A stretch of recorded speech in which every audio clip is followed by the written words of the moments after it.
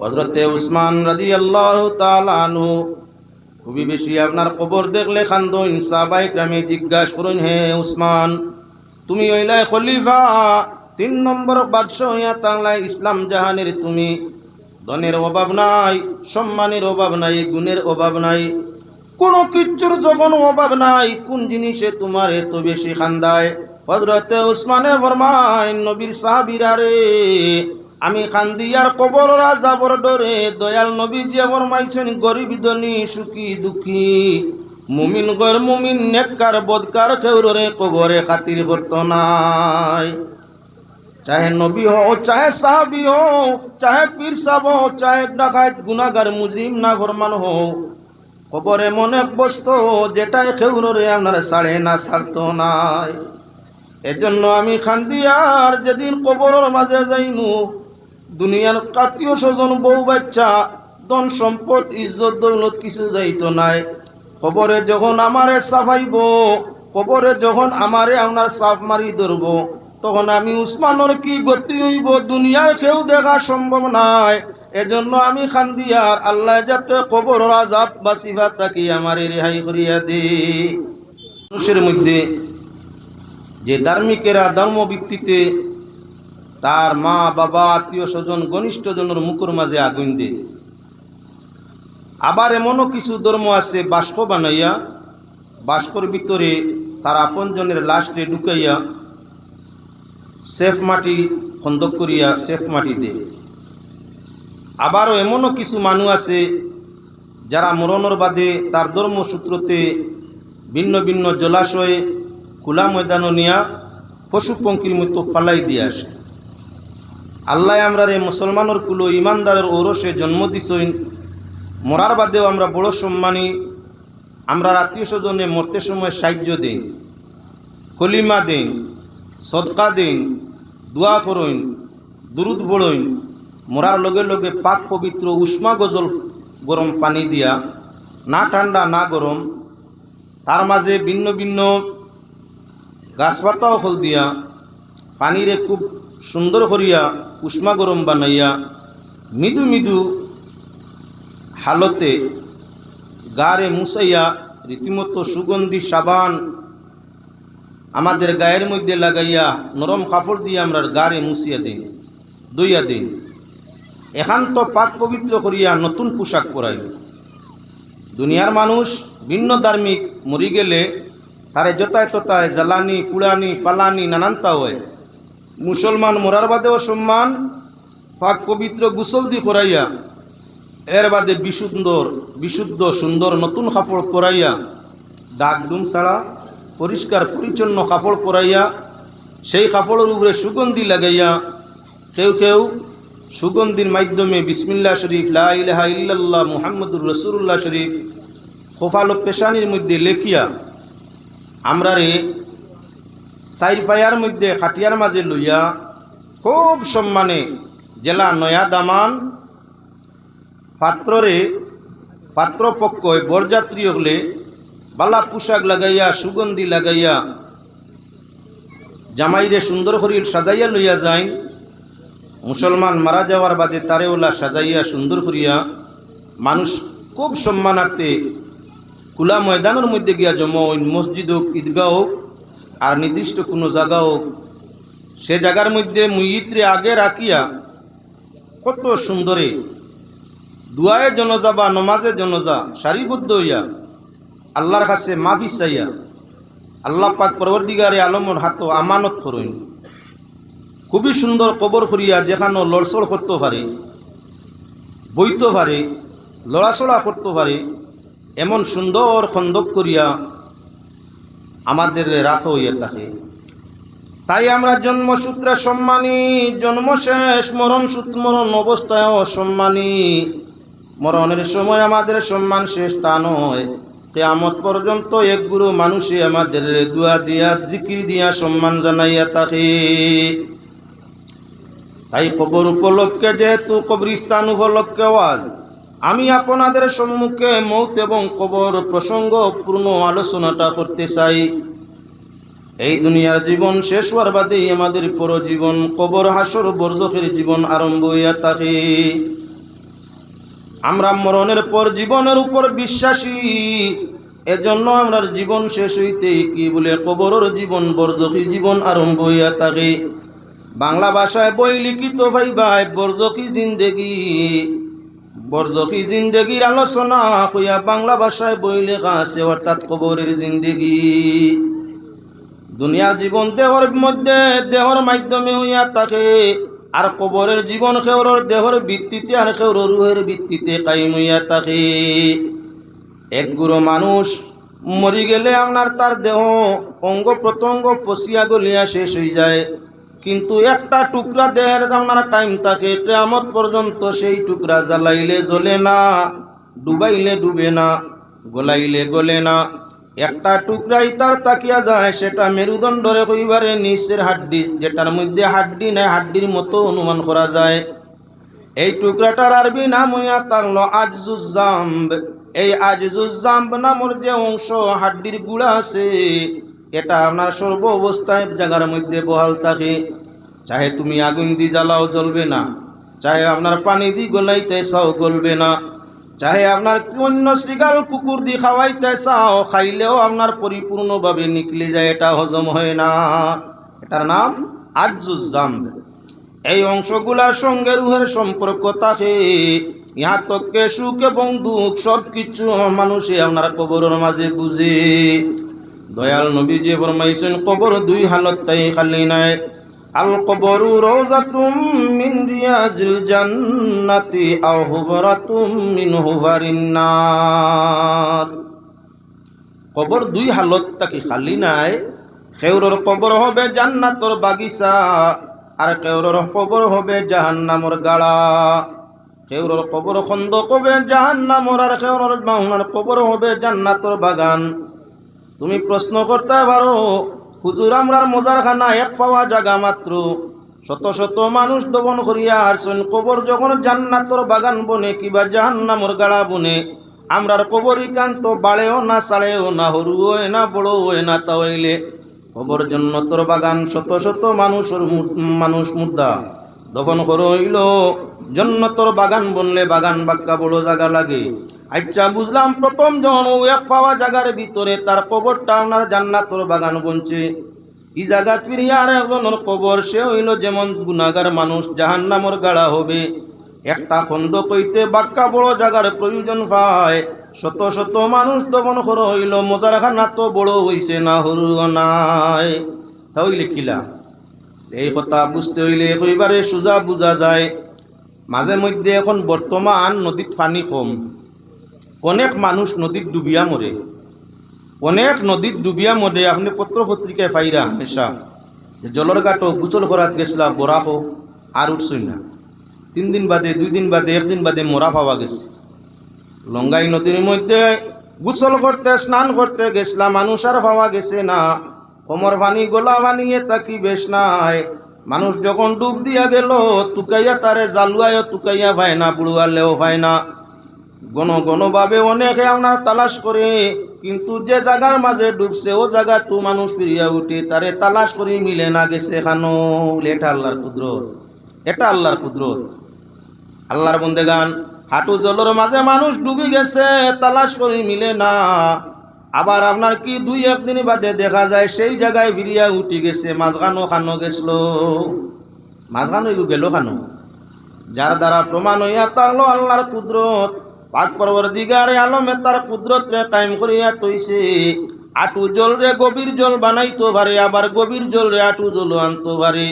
যে আল্লাহ একজন জীবন্ত মানুষের আপনার দেহ নিত, রুহ নিত পারে আটু জলের মধ্যে ডুবাইয়া, ই আল্লাহর পক্ষে কি সম্ভব নাই? ছোট মজারখানারে আপনার তার কুদরত দিয়ে বড় করে দেওয়া। আবারও প্রশ্ন সহজ বোঝা যায়।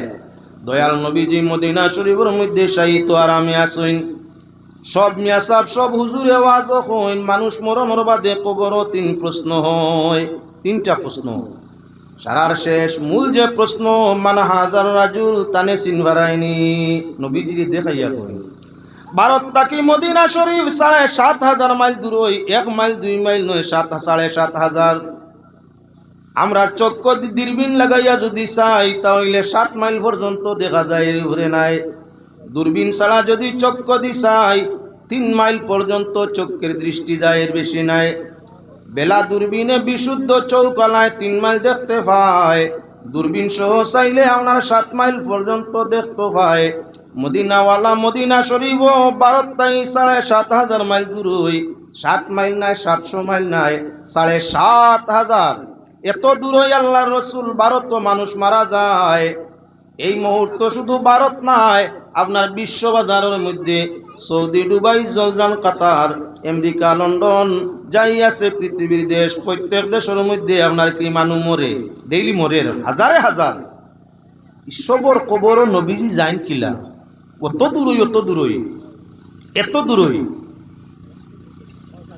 এক দেশ থাকি আপনার মদিনার থাকি লন্ডন, আপনার মদিনার থাকি আমেরিকা, মদিনার থাকি আফ্রিকা, হাজার হাজার মাইল দূরে। একই মুহূর্তে ভারত মুর্দা কবরস্থ হইছে, আপনার ভারতের মুর্দা জ্বালাইয়া শেষ করে হইছে। হিন্দু হোক, মুসলিম হোক, বুদ্ধ হোক, খ্রিস্টান হোক, প্রত্যেক মানুষ মরে গেলে নবীজির চেহারা দেখা নিয়। জাতি ধর্ম বর্ণ নির্বিশেষে সব মানুষ, বাচ্চা হোক আর মুরব্বী, মুসলমান হোক আর নন মুসলমান হোক, প্রত্যেকের কবরের মধ্যে নবীজির সুরত দেখা নিয়। গোটা বিশ্বয় হাজার হাজার কবরে কি মুহূর্ত ইয়া থাকে, সব কবর হাজার হাজার মাইল দূর। দয়াল নবীজির চেহারা রে কেমনি হাজির আল্লাহ করে, কিলা নবীজি দেখায় কবর আর মদিনার মাঝখানোর পর্দা আল্লাহ উঠাই লিলেও তো 7,000 মাইল, ভারত 7,000 মাইল দূরে পর্দা যদি হরাই উলায়, তাহলে আমরা সাধারণ মানুষের চোখ দিই 3 মাইল, দূরবীন সহ 7 মাইল। এই 7,000 মাইল দূরেই থাকি নবীজিরে আমরা দেখবো কিলা, আর নবীজি আমরা দেখবা কিলা? বলে আল্লাহর যাতে আমরা নবী আর কবরবাসীর মধ্যে পর্দারে উঠাইয়া একবারে আমনা সামনা করি দে। একজন মানুষে তার সামনে তাকিয়া যে কোনো কেউরে দেখতে অসুবিধা হয় না। মানুষ মরণের পরে আপনার আল্লাহর যাতে কবরবাসীরে আর নবীজিরে আপনার সামনাসামনি করে মাজর যা পর্দা সব উঠাইলায়। আইস টিভির দিকে যদি চাও, সেকেন্ডের মাঝে আপনার কি বলে মুহূর্তর মাঝে আমেরিকাতেই লন্ডন আপনার যার, লন্ডন থাকি আফ্রিকা যার, জাপান থাকি জার্মান যার, চকুর ভাত্তি মারবার আগে আপনার কি করে বলেন তে ইয়র আয়না বুড়া চ্যানেল খালি বদলা অনবরত সেকেন্ডে। যদি এটা টিভির মাধ্যমে সম্ভব, মানুষের পক্ষে সম্ভব হইয়া থাকে, ভারতের সঙ্গে সঙ্গে আমেরিকা দেখানি, আমেরিকার লগে লন্ডন, দুবাই, কাতার দেখানি, তাহলে আমার আল্লাহর পক্ষে কি সম্ভব নাই নবীজিরে প্রত্যেক মুমিন মানুষের কবরের মধ্যে দেখানি? একেবারে সুজা। তাই প্রমাণ হইয়া থাকলো কবর 2 হালত তাই খালি নাই, হয়তো বেহেশতর বাগান নতুবা জাহান্নামের গাড়া। এবার আল্লাহর হাবিব সাল্লাল্লাহু আলাইহি ওয়াসাল্লামের সবচাইতে বেশি আপনার কি বলেন তে কবরের কথা শুনলে, কবরের কথা কইলে দয়াল নবীজির চোখকে দিয়ে আশ্রু বাহির হয়ে যেত। কয়েকজন মানুষ পৃথিবীর মধ্যে সবচাইতে বেশি কান্দিছেন, এর মাঝে একজন হইয়া থাকলা হযরতে উসমান। দনর বাপ না জান টাইটেল উসমান গনি, দনি জানে দনি উসমান হইতো। হযরতে উসমান গনি জানাওলা ধরো অসুবিধা নাই, সিংহাসনের অসুবিধা নাই, সবচাইতে বেশি জান খবর দেখলে খান্দিতা। উনির নাম হইয়া থাকলো হযরতে উসমান জিন্নুরাইন। সুবহানাল্লাহ ওয়ালহামদুলিল্লাহ লা ইলাহা। বরজখের জিন্দগি বড় কঠিন জিন্দগি, দুনিয়ার জিন্দগি বাইরে অভাব হলে কেউর কিনার লইলে খানি পাওয়া যায়, পিয়াসে লাগলে খুঁজিলে আপনার পিয়াস নিবারণ করা যায়, ঘর বাড়ি না থাকলে আশ্রয় চাইলে আশ্রয় পাওয়া যায়। সবচাইতে বড় বিপদী কবরের বিপদী। কোন দিন কোন সময় মৌত হইব এই কবরে তোমার সাহায্যকার কেউ মিলত নাই। এজন্য আল্লাহর হাবিব সাল্লাল্লাহু আলাইহি ওয়াসাল্লামে কবরের কথা স্মরণ করলে চক্কের পানি ছাড়িতা। আর উম্মত নরে নবীজি ফরমাইতা কবরের উপরে বেশি বেশি ইয়াদ করিও, কেননা কবরে তোমার ইয়াদ করি। দুনিয়ার সবচাইতে বেশি কবরে কারে ডাকে, মানুষকে ডাকে। সাইরে ফরমাইরা বজরে চঞ্চল মন, বজ প্রভু নিরঞ্জন রে, দিবসে 70 বার ডাকে কবরে। সাফ বিচুর গর্গ আমি আসবায় বন্দা ভিতরে আমল কর সেই ঘরেরই শান্তি পাওয়ার খাতিরে বজরে চঞ্চল মন বজ প্রভু নিরঞ্জনারে দিবসে ৭০ বার ডাকে কবরে। প্রত্যেক মানুষরে যারে জ্বালানি হয় আগুইনে ডাকে, যারে গালানি হয় ফানিয়ে ডাকে, যারে কবরস্থ করা হয় কবরে ডাকে। যে মানুষ যেখান থাকি সৃষ্টি তার বিরিয়া আপনার পতন, তার বিরিয়া দহন সেই জায়গার মধ্যে হবে।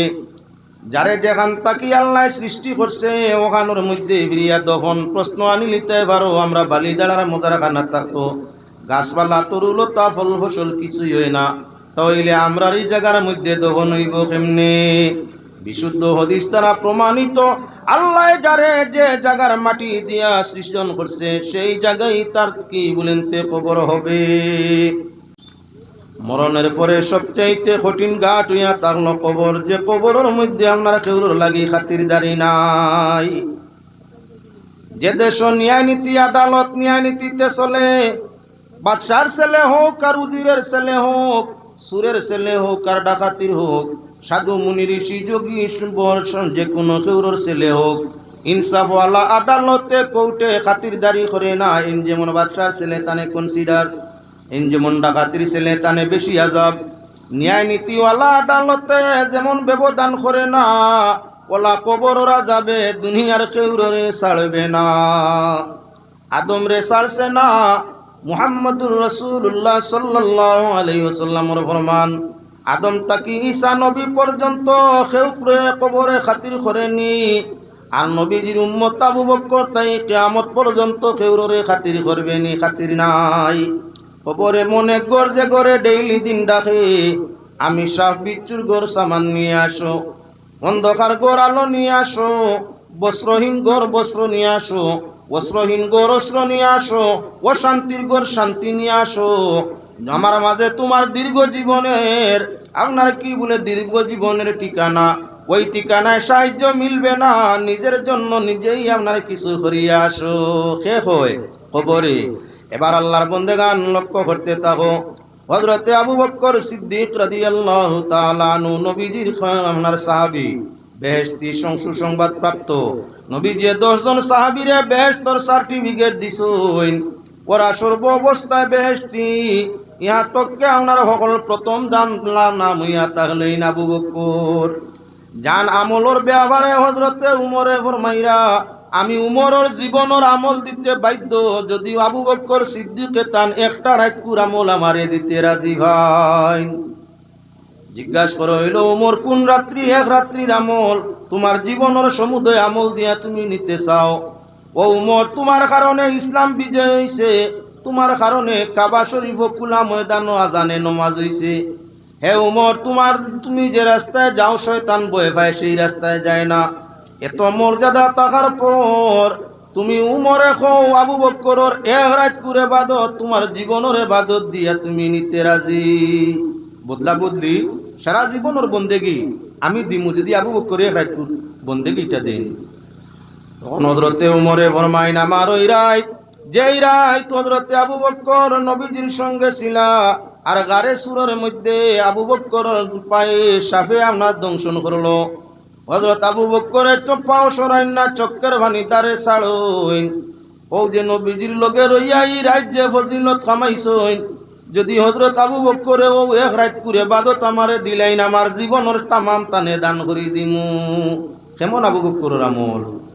ও হযরতে আবু বকর সিদ্দিক যাইনা হইয়া তার লাগি 10 জন সার্টিফিকেট প্রাপ্তর মাঝে প্রথম 1 নম্বর হযরতে আবু বকর সিদ্দিক রাদিয়াল্লাহু তাআলা আনহু মরণের আগে আপনার ওসিয়ত করিয়া যায়।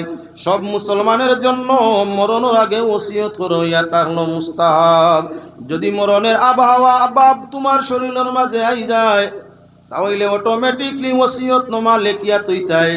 ওসিয়ত নিজের ঘনিষ্ঠ জনরে করিয়া যাইতায়। ওসিয়ত কার নাম বলে, আমার মরণের পরে ঋণ মারিও, মরণের পরে ওলা আমারে দফন করিও, মরণের পরে হমুকরে দাওয়াত খাওয়াইও, মরণের পরে হতা করিও, ওটার নাম ওসিয়ত। মরার বাদে যে কাম আদেশ দিয়া যাওয়া হয় ওটার নাম ওসিয়ত। হযরতে আবু বকরে আপনার পাড়া প্রতিবেশী জমি সৈন হযরত আবু বকরের যায় যায় অবস্থা, নাজেহাল অবস্থা, জীবনের আর বাঁচার যেমন সময় নাই। হযরতে আবু বকরের মানুষে ফরমাইনো খলিফাতুল মুসলিমিন, আপনার কোনো ওসিয়ত থাকলে করতে পারোই না, আমরা সাদরে ওসিয়ত রে পূরণ করে দিমু। কোনো ওসিয়ত থাকলে কোকুয়া। হযরত আবু বকরে ফরমাইন, আমার কোনো ওসিয়ত নাই, একটা মাত্র ওসিয়ত তোমাদের কাছে রাখিয়া যাইতাম চাই। আবু বকর, এই কোন ওসিয়ত রাখতে চাও? লে আমার আল্লাহর হাবিবে ফরমাইছেন, কবরে কেউরে খাতিরদারি করতো নাই। এই কবর বড় ভয়াবহ মুসিবতর ঘর, যে গর কবরে সর্বপ্রথম সিফা মারিয়া থাকে। ডাইনের হাড্ডি গুলা আপনার বুকুর বাম দিক দিয়ে আপনার ফাঁসিয়া থাকে। তখন মায়ের দুধ জীবনে যা শিশুয়া খাইছে, মায়ের দুধ সমুদয় আপনার থালুরে পাটিয়া আপনার সব কিচ্ছু খবরে বার করি দে। মেশিনের ভিতরে যেমন বাস কিবা তো লাকড়ি ঢুকাইলে তারে আপনার কুটিয়া নির্বিষ করিয়া আকৃতিরে পরিবর্তন করিয়া যেমন কাগজ আবিষ্কার হইয়া থাকে, পলাখান কবরে মানুষরে সিভা মারিয়া দেহের একদিকের হাড্ডি উপর দিকে আপনার গুছাইয়া মায়ের দুধগুলা জীবনের সমুদ্রে তালু ফারিয়া বার করিয়া থাকে। যার কারণে কবরে খেউরে খাতির করতো নাই, আমি আবু বকরেরও খাতির করতো নাই। যদিও বেহেশতর সার্টিফিকেট নবীজিয়ে বেহেশতি হইয়া যায়, কবরের আযাব তাই রেহাই মিলত নাই। এর কারণে আমি চাই কবরে এই আযাব থাকি যাতে রেহাই পাই। আমার মৌতর পরে দয়াল নবীজির কবরের সামনে লইয়া আমারে খেলুয়াই উঠাইয়া নবীজির কবরের পাশে নিও। আর আল্লাহর হাবিবর কাছে আমার পক্ষ থেকে আসসালাতু আসসালামু আলাইকা ইয়া সাইয়্যিদি ইয়া রাসূলুল্লাহ আমার সালাম দিও। তোমাদের জবান দিয়া নবীজিরে জানাইও, ইয়া রাসূলুল্লাহ, আপনার জীবন সঙ্গী দোস্ত, আপনার শ্বশুর, আপনার সাহাবী হযরত আবু বকর সালাম দিতরা আপনার সামনে তাই হাজির। যদি নবীজির কবর শরীফ তাকিয়া কোনো আপনার সালামের জবাব হয়, তাহলে নবীজির কবরের পাশে আমারে দফন করিও। নতুবা যদি আল্লাহর রাসূলে আমার সালামের জবাব দেন না, তাহলে জান্নাতুল বাকিয়ার যেটা ইচ্ছা সেটাই আমারে তোমরা দফন করি লাইও। কেননা আমার মনোভাব নবীজির কবরের পাশে শুইলে সেই জায়গায় হয়তো কবরে বেয়াদবি করতো নাই। আমি আবু বকর নবীর পাশে ঘুমাইলে হয়তো কবরের সিফাতাই রেহাই মিলতো ভারি। এর কারণে ইজাজত ছাড়া নবীর পাশে আমারে শুয়াইও না। দয়াল নবীজে যদি ইজাজত পারমিশন দেন, তাহলে নবীজির পাশে আমারে কবরস্থ ফরমাইও। আবু বকর সিদ্দিক, যিনি ওই আতা লাগিয়ে আপনার কি বলেন তো খলিফা আউয়াল, এক নম্বর বেহেশতর সার্টিফিকেট পারা আশারায়ে মুবাশশারার মাঝে হযরতে আবু বকর সিদ্দিকে কবরের আযাবরে ভয় পাইন, কবরের আযাবরে ডরাইন, ইহা তো কেউ ওসিয়ত করিয়া যাইন। মৌত হওয়ার বাদে হযরতে আবু বকর সিদ্দিক রাদিয়াল্লাহু তাআলা আনহুর যখন মৌত হয়ে গেল, মৌতর বাদে সাহাবায়ে কেরামে আপনার সমুদয় খামরে সমাধান করিয়া নবীজির কবরের পাশে গিয়া ওসিয়ত অনুযায়ী সালাম জানাই। আল্লাহর হাবিবর কবরের কবরটা কি আওয়াজ যায়, ইউসালুল হাবিবা ইলাল হাবিবি, বন্ধুরে বন্ধুর সঙ্গে মিলাও, দুস্তরে দুস্তরের সঙ্গে মিলাইয়া দেও।